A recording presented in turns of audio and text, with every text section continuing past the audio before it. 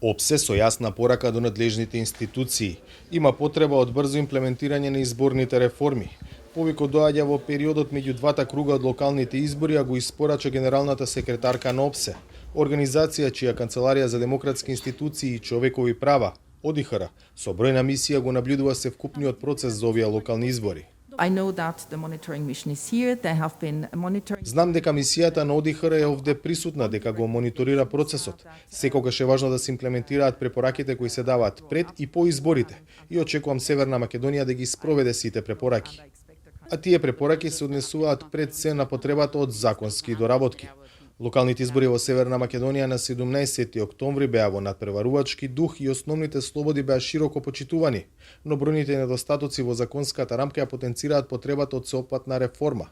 Доцното спроведување на биометриската идентификација на гласачите создаде дополнителни предизвици при спроведувањето на изборите, пишува во извештајот на ОДИХР што беше објавен ден по првиот круг од изборите.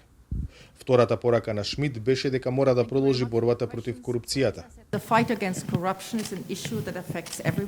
Борбата против корупцијата е прашање кое ги засега сите и затоа тоа е приоритет за нас. Нашата мисија соработува со антикорупцијската комисија за низа прашања поврзани со корупцијата, што е во согласност со нашиот пристап. Го поддржува МВР во професионализацијата и департизацијата на полицијата, се со цел да им се пружат најдобрите можни услуги на граѓаните. Шмид е во посета на Скопје како дел од процесот на подготовка на македонското председавање со ОПСЕ во 2023-та.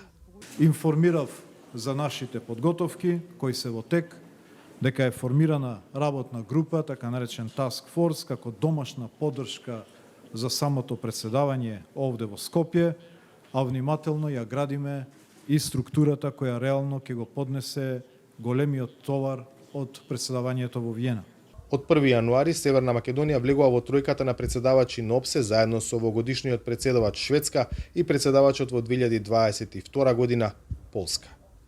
За Гласот на Америка од Скопје, Владимир Мирчевски.